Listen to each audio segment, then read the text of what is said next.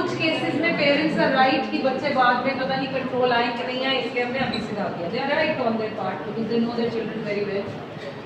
हाँ जी, मार्केट में पहली बात याद रखो, मार्केट में इंडिविजुअल वाले तो होंगे ही because individual is part of market. कुछ एक्स्ट्रा होंगे जो मार्केट स्पेसिफिक होंगे। Number 1, number of firms. Heading बना लीजिए, नंबर ऑफ फर्म्स। अब ये कॉमन सेंस वाला है, जिस चीज की सप्लाई में जहां पर ज्यादा नंबर ऑफ फर्म्स चीजें बेचती होंगी वहां सप्लाई कैसी होगी, ज्यादा। जहां लोग कम होंगे वहां कम होगी, बस दैट इज इट। लिखिए नंबर ऑफ फर्म्स। 4-5 मार्क्स आते तो उनके नए वाले वो लिखने हैं। हाँ नहीं, अगर अब आपको आता है मार्केट सप्लाई पे ही फैक्टर्स बताएं, 3-4 मार्क्स में आ गया राइट, तब तो कोई भी दे एनी, क्योंकि they are part of market. Individual का भी हाँ जी, क्यों नहीं, मैंने बोला they are part of market. But if they write give the market supply other than individual supply, ये भी आता है। अब आप बंदा सोचता है कि ये मार्केट के फिर करने की वजह इतने सारे तो हैं तो इनको क्यों याद करना है, but they may write give the factors affecting market supply other than individual, then your hands are tight. तब आप ये नहीं कर सकते, यही दोगे फिर specifically. Write down the first heading, number of firms, n is the code. When the number of firms in the market increases, when the number of the firms in the market increases, comma market supply also increases, market supply also increases due to large number of producers. Market supply also increases due to large number of producers producing that commodity.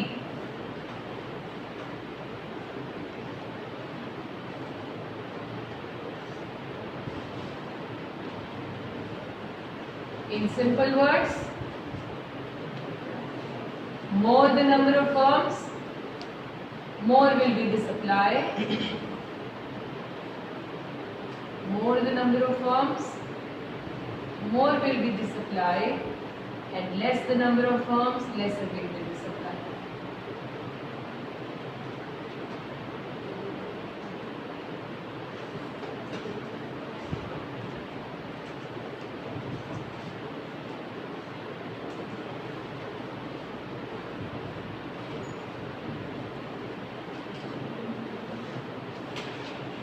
Next heading, future expectation regarding prices. Future expectations regarding prices.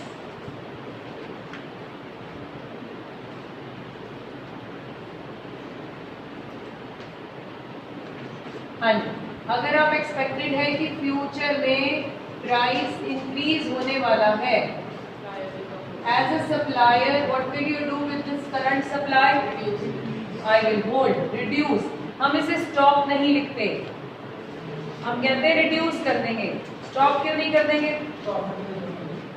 हाँ बिल्कुल ही कुछ नहीं आएगा ना stock करेंगे। और more over अगर आप एक भी दिन अपने मार्केट में नहीं है, so you never know when are you managed, क्योंकि इतना कंपटीशन है, कौन आपको ओवरटेक कर जाए पता नहीं चलेगा। So you will say you will reduce the supply. पर क्यों कर दिया आपने सप्लाई कम? अभी फ्यूचर में बेचेंगे, ज्यादा प्रॉफिट मिलेगा। Okay, opposite in the case, पता चले फ्यूचर में मेरे गुड के प्राइस कम होने वाले हैं, व्हाट विल आई डू? अभी रिलीज करो फटाफट। क्यों? फ्यूचर में बेचा तो लेस लॉसेस में हो सकते हैं या लेस प्रॉफिट्स हो सकते हैं। Right, let's write down.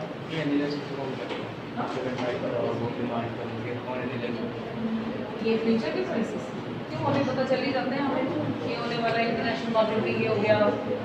Demand किस तरह मान सकते हैं, जैसे गोल्ड का प्राइस बढ़ गया, ठीक है, ये सप्लायर्स को पता चलता है कि सप्लायर्स को पता चल जाता है जी कौन कौन सी चीज़ों के प्राइसेस बढ़ने वाले हैं, टैक्सेस लगने वाले हैं। आपको जब हाँ बड़ी सारी चीज़ें, अब जैसे बजट आता है, बजट से पहले उसके रिव्यूज आने शुरू हो जाते हैं, ये हो रहा है वो हो रहा है, फ्यूचर में एक्सपेक्टेशन पहले निकालते हैं। हाँ जी हाँ जी हाँ जी, yes. Wait a second please. Question, future में प्राइसेस बढ़ने वाले हैं। ज्यादातर प्रोड्यूसर का behaviour, if you are dealing in perishable goods you can not hold और श्योर, है ना। पता ही है कि जो सीजनल फ्रूट है वो तो सस्ता ही मिलेगा। अगर ये फ्रूट आगे दूसरे सीजन में बेचा जाए तो ज्यादा ही मिलेंगे, लेकिन हम होल्ड नहीं कर देते। लेकिन कुछ चीजों में अगर मुझे पता हो, मैं I am dealing in this furniture, I can hold ना, ड्यूरेबल गुड है, तो मैं क्या करूंगी, आई कैन होल्ड। थोड़ा कम कर लो भाई, थोड़ी देर में बढ़ने ही वाले हैं, तब बेच देंगे। आप जब प्रोड्यूसर बनेंगे you will get to know कि यही सेम सामान अगर महीने बाद बेचकर ज्यादा मिलता हो तो क्यों ना रुक जाए। ऐसे आप आज सोच रहे हैं, जब आप प्रोड्यूसर बनेंगे तब ऐसा नहीं सोचेंगे, क्योंकि producer aim is to maximise profits at any cost. तो अगर मुझे पता चले यार इस महीने थोड़ा कम होल्ड करो, अगले महीने में ज्यादा मिलने वाले, होल्ड ऑन, रोक लो, ठीक है। हाँ, अब देखो business is all about risk, हो सकता है अब हमने सोचा अगले महीने मिलेंगे, नहीं मिले, ये भी होगा बिजनेस में। सोचा है, एस्टिमेशन था, एक्सपेक्टेशन थी, नहीं हुई तो कोई बात नहीं, रिस्क है। बिजनेस का दूसरा नाम क्या है, रिस्क, ठीक है।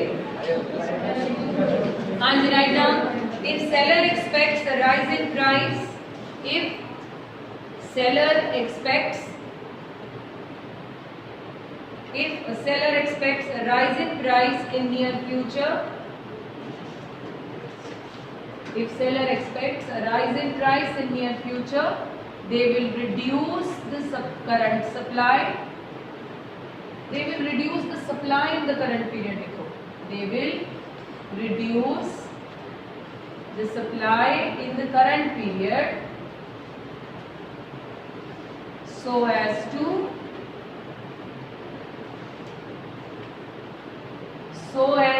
expand supply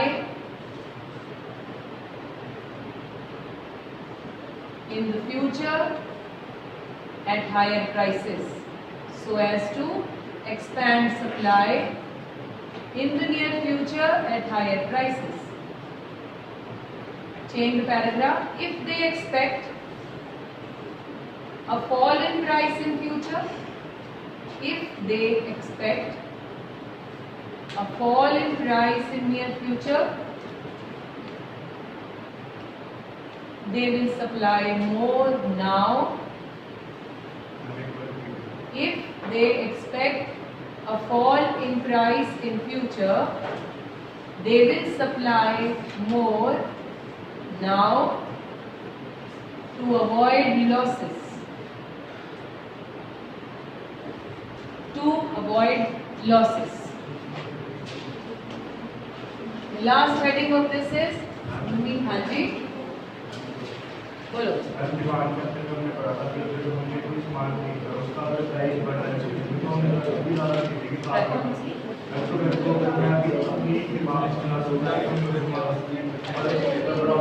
You're right. हाँ जी सुनिए, मैंने उस दिन भी बोला था, अगर यहाँ देखें प्राइस अगर फ्यूचर में बढ़ने वाला है तो डिमांड का रिएक्शन क्या होगा, आई वांटेड नाउ मोर, ये बेच नहीं रहे, यही कह रहे हैं ना। सो हम अभी पी और एस पढ़ते हैं, डी बीच में नहीं आया, लास्ट चैप्टर तक वेट करो। लास्ट में डीपीएस पढ़ना है, याद है, डिमांड प्राइस सप्लाई, तीनों इकट्ठे। You are absolutely right. अरे ये मांग रहा है, ये दे नहीं रहा, हाँ यही है, तो कहता दे दो, कहता नहीं दूंगा। सो फिर क्या होगा, so we need to understand this. फिर ये इसको हम कई बार आर्टिफिशियल होर्डिंग भी जानते हैं, देयर आर मेनी थिंग्स। अगर तो ये फूड प्रोडक्ट्स में तो गवर्नमेंट शुड इंटरवीन, क्योंकि गवर्नमेंट फूड में तो ये नहीं पॉसिबल, अलाउड नहीं है, राइट, इसे हम ब्लैक मार्केटिंग कह रहे हैं। लेकिन दूसरे केसेस में तो हम रख सकते हैं, मेरी मर्जी में फर्नीचर बेचूं कि नहीं बेचूं, तो इससे एक फायदा भी होगा, आगे जाके बढ़ेंगे। लास्ट चैप्टर में तीनों का रिलेशन है, अभी हम सिर्फ प्राइस टू सप्लाई बस, राइट। ओके, लास्ट पॉइंट है means of transportation and communication. आप कुछ पूछ रहे थे? Means of transportation and communication.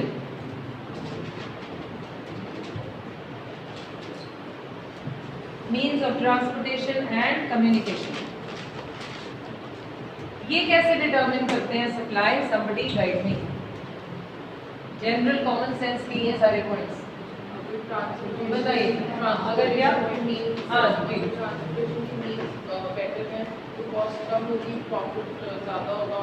Supply will be more, better means of communication and transportation. जहाँ चीजें इजीली पहुंच सकती हैं वहाँ सप्लाई ज्यादा होती है। आप जितना हिल्स पे जाते जाइए, हाइट्स पे जाते जाइए, वहाँ चीजें महंगी मिलती हैं। रीजन भी सप्लाई कम होती है। सप्लाई कम क्यों है? वहाँ पहुंचने के लिए कॉस्ट ज्यादा लगती है। अंडरस्टैंडिंग? जितनी हाइट्स पे जाइए वहाँ चीजें महंगी मिलती हैं क्योंकि वहाँ तक सप्लाई कम रहती है, कॉस्ट ज्यादा, less people are there to supply. तो बहुत कम ही लोग होते हैं वही बेच रहे होते हैं, लेकिन दे चार्ज हाई प्राइस। आप वैष्णो देवी ऊपर हाइट पे जाके कुछ चीज खरीदे, बेकार से बेकार चीज भी वो आपको बहुत हाई प्राइस पे, क्योंकि वहां से नीचे से ऊपर ले जाने की कॉस्ट इज वेरी हाई। आप हेमकुंड साहिब ऊपर जाके कभी देखें, फूड आइटम्स, बेसिक चीजें, ये सब महंगी, क्योंकि सिलेंडर भी सिर पे रख के लेकर जाना है उन्होंने। So there is no transportation system there. So जितना कम ट्रांसपोर्टेशन सिस्टम उतनी ही ज्यादा सप्लाई क्या होगी? कम होगी, because the cost is high, right?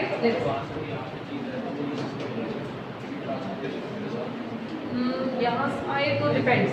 अब जैसे शिमला है, जो ब्रेड चंडीगढ़ से शिमला जाती है उस पर लिखा होता है चंडीगढ़ के लिए प्राइस ये, शिमला के लिए ये, पता है आपको? I stayed in Shimla so I can tell you. तो उसमें स्पेशली हिल्स में शिमला तक तो बड़े अच्छे से ट्रांसपोर्टेशन है, बट स्टिल क्योंकि इतनी दूर जाना है तो वहां से जो ब्रेड चलती है ना, चंडीगढ़ से जाती है ब्रेड वहाँ, तो वहाँ चंडीगढ़ लिखा होता है 25 रुपये पर चंडीगढ़, 30 रुपीज पर शिमला। अब ये पूछ रहे हैं कि अगर वहां से नीचे सामान आए तो वो सस्ता होगा, ट्रांसपोर्टेशन तो वहां भी लग रही है, लेकिन इट डिपेंड्स। अब Shimla is known for growing apples, Shimla के अंदर यहाँ से सारा एप्पल। अब वो हबी है तो हो सकता है कि वहां से नीचे आए तो हमें सस्ता मिले, लेकिन इतना सस्ता नहीं होता जितना वहाँ हब में मिलता है, क्योंकि वहां से भी नीचे लाकर ट्रक ही लेके आया ना उसको, उसकी कॉस्ट तो बढ़ेगी ना। तो नॉट नेसेसरली, बट जनरली हम मानते हैं जितनी हाइट पे जाते जाए, केदारनाथ, बद्रीनाथ आप कभी गए हो तो वहाँ I remember I bought a laddu, वो पीस ऑफ लड्डू, वो बच्चे ने खाना था तो मैंने उसको पूछा कि भैया एक दे दो, केदारनाथ हाइट पे, तो ही चार्ज 50 रुपीज फॉर दैट पर पीस। सो हम वहाँ मजाक कर रहे थे, हमने कहा नीचे तो हमें वैसे ही टेस्ट के लिए दे देते हैं, लो जी खा के देखो, कोई नहीं, दुकान से खरीदने जाओ ना ऐसे taste. Their point is valid, क्योंकि यहाँ से इतना सामान ऊपर ले जाना इज वेरी डिफिकल्ट, राइट? तो कॉस्ट इंक्रीजेस, और एक दो ही बंदे मिलेंगे जहाँ आपको सामान मिलेगा। देखिए, proper infrastructural development, proper infrastructural development helps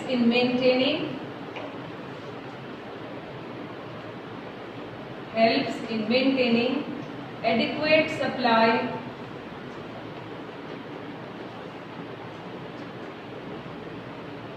of the commodity, adequate supply of the commodity, adequate supply of the commodity। Paragraph change करो, on contrary, ये on the other hand, on contrary, comma, the areas where infrastructural development is not there, the areas, on contrary, the areas where infrastructural development is not there, supply will be less।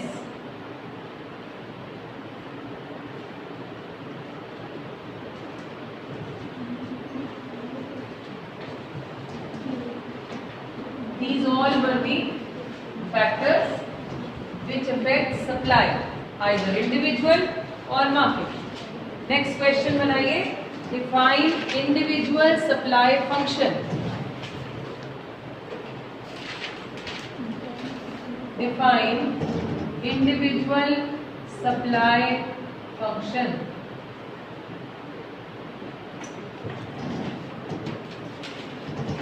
Market individual demand function याद है जी? सुनाओ एक बार।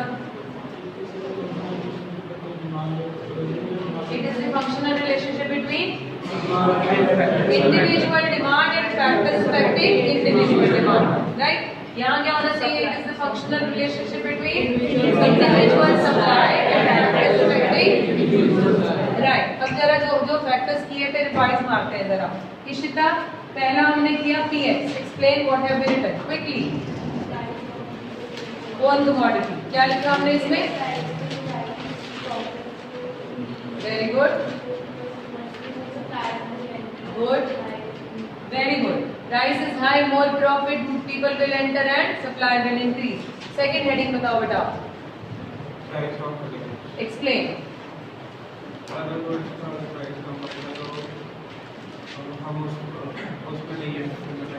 Right, और दूसरे पे अगर price ज़्यादा है तो हम फिर हम अपनी कमोडिटी की सप्लाई, अगर दूसरा प्राइस ज्यादा होगा तो हमारी सप्लाई कम कर देंगे क्यों? और दूसरे की ज़्यादा कर देंगे। हम उधर क्यों चले गए? Yes, because of profitability. मैं क्यों पूछ रही हूँ? You should not miss these points. इसको बुलाओगी। हाँ जी प्रणव, अगला हेडिंग।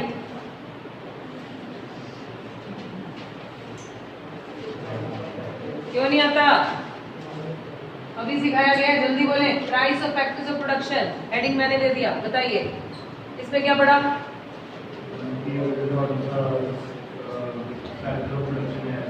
मैंने एग्जांपल लिया था, वो बोले। ठीक है जी, फिर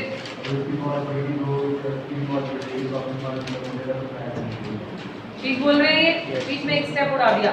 स्टेप से सारा लिख देना।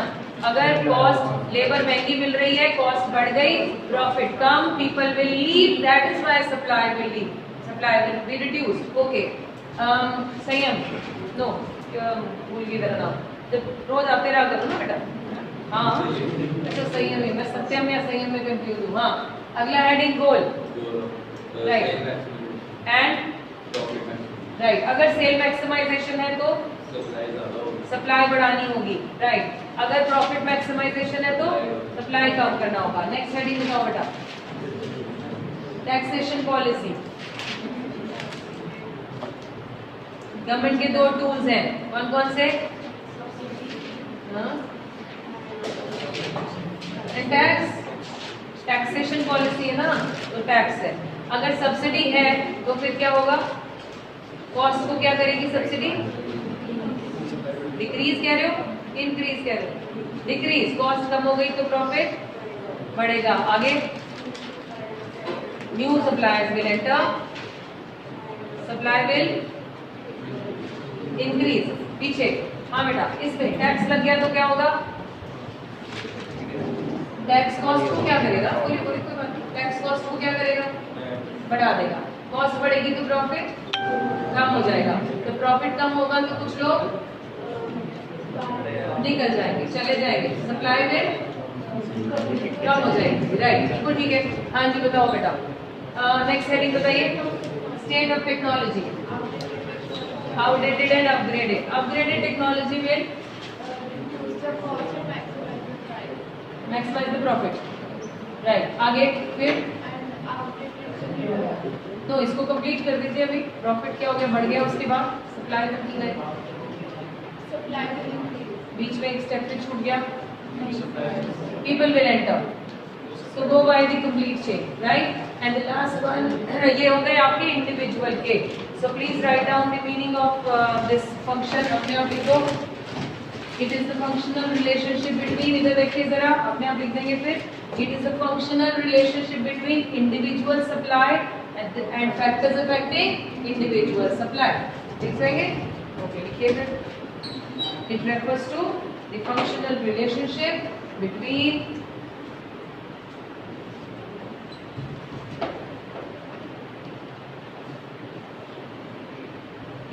individual supply and factors affecting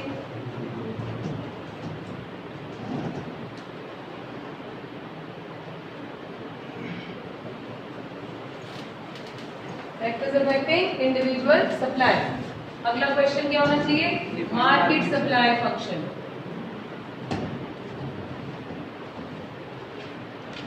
market supply function,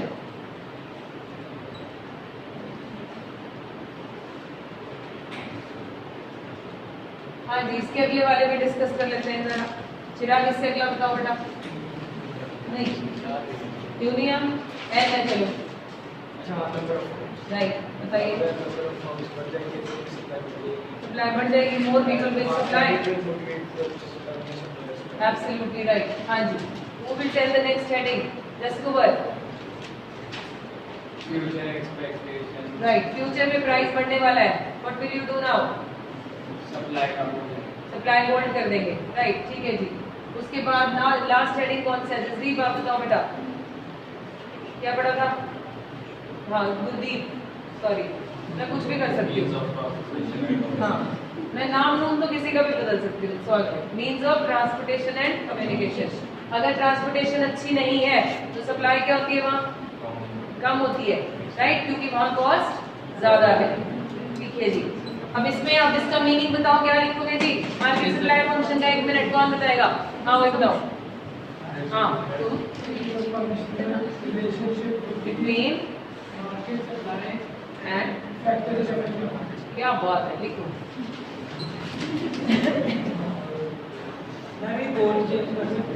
कौन सा कोड? हाँ कर सकते हैं, क्यों करना है?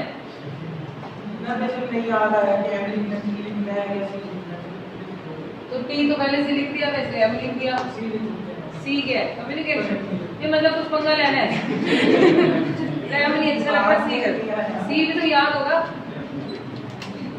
हेडिंग का नाम है मीन्स ऑफ, मीन्स एम से शुरू होता है, इसलिए मैंने एम को यूज कर दिया। चलेगा सर?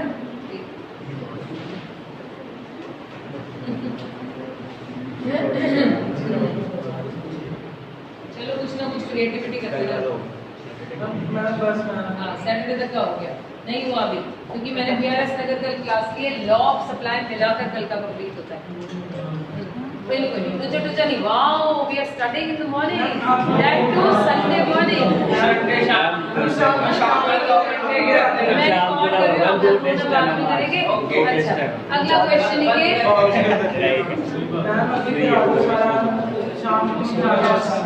अच्छा सर और बताइए।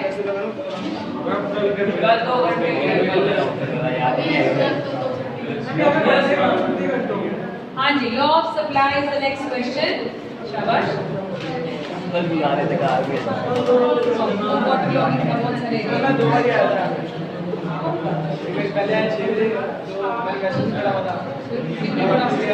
ऐसा बेहतर हो तो मैसेज पढ़ लिया। इसने तो मेरे पीछे पढ़ा ना, मैम जल्दी बताओ, छुट्टी है कि नहीं, जल्दी बताओ। ये वाला मैम मुझे वहाँ से 45 मिनट पहले निकलना पड़ता मुझे वैसे बहुत का हिसाब से आने वाली थी। हाँ आज भी बारिश थी, उसके हिसाब से मैं श्योर याद होती गई बारिश हमको आएगी। हाँ जी, law of supply, law of demand का स्टेटमेंट बताइए जरा फटाफट से। एनीवन? कौन बताएगा? आदमी। लॉ ऑफ डिमांड भूल गई? लर्निंग ऐसी होनी चाहिए जो मार्क्स तक तो जाए कम से कम। हाँ जी जागृति, यस बेटा। Inverse relationship between price and demand अभी पूरा नहीं हुआ। कीपिंग अदर फैक्टर्स कांस्टेंट, बस इसका भी सेम है, लिखो फटाफट से। There is a direct relation between price and supply, और वही ना लिख देना डिमांड वाला। There is a direct relation between price and supply, keeping other factors constant.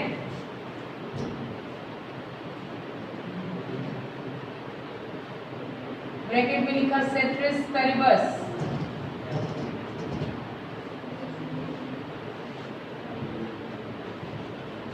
ये भी वर्ड पहले सुना हुआ है, क्या था इसका मतलब? ग्रीक वर्ड है। सेट्रिस का मतलब अदर फैक्टर्स, कांस्टेंट होता है पेरिबस। ये ब्रैकेट में ये भी लिख दो, सेट्रिस पेरिबस।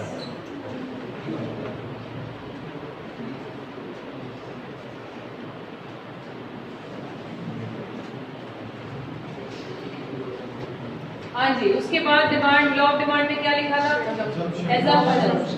तो ये क्या एजम्पशंस थी? Keeping the other factors constant. अगले हेडिंग बताना क्या थे? हाँ जी जी,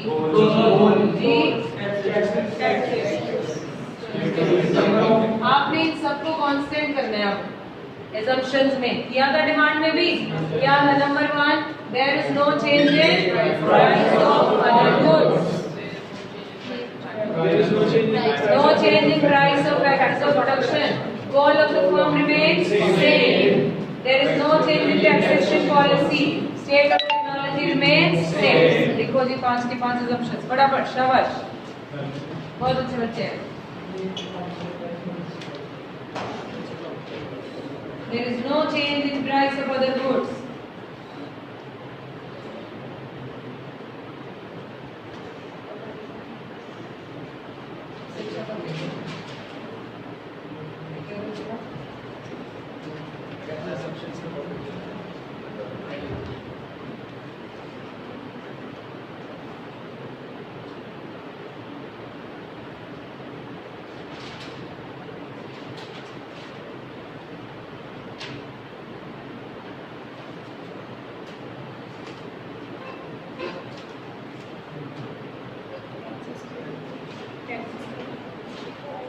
no change in taxation policy.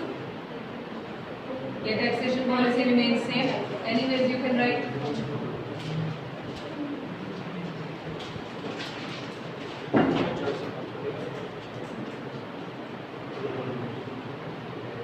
चार से पाँच टाइम किया मैंने प्रदीप के चक्कर में, प्रदीप ने टाइम दे दिया। नहीं पहले स्कूल है मुझे तो बस 2-3 बच्चों को बोला है कि प्रदीप का टाइमिंग ये हो गया 3 to 4 हो गया मैं 4 o'clock 1 से 2 या 2 से 3 है ना 2 से 3 बुला लो हाय प्लीज मेरा भी संडे पे छोटे बच्चे रिकॉर्डिंग में क्यों ऐसे है ना नहीं पहले कौन से बंद करो फिर ब्रेक मिलेगी 5 मिनट ये हो गया पूरा Assumptions हुई जल्दी करो फिर ऐसे थोड़ी करना है सुबह सुबह ठीक है लिखो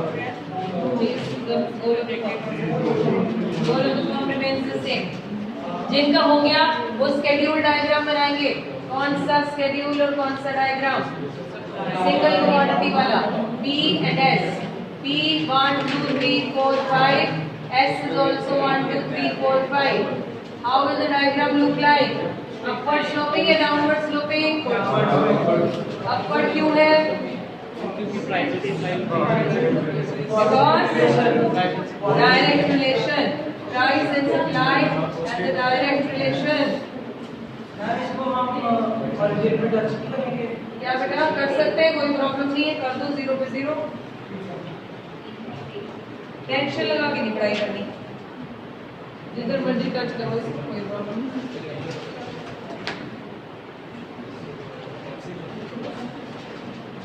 इसके बाद लिखेंगे as shown in the above diagram supply curve is an upward sloping curve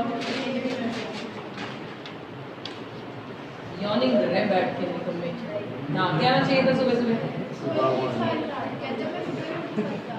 इसलिए सोया नहीं तो मुझे बोल के सोते क्या करती थी सुबह ड्रिंक करके मम्मियों की ड्यूटी लगाओ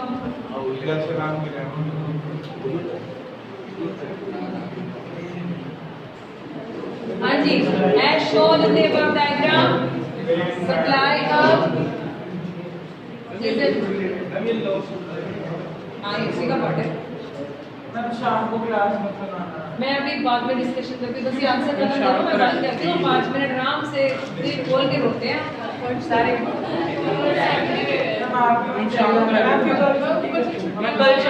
as shown in the above diagram supply curve is an upward sloping curve पहले लिख लो लाइन में बात कर दूंगी फिर अपन रोना है ना जल्दी करो as shown in the above diagram supply curve is an upward sloping curve because of positive relation between price and supply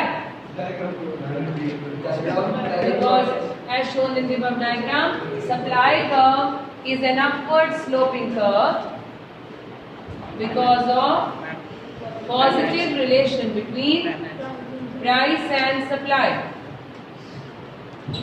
because of positive relation between price and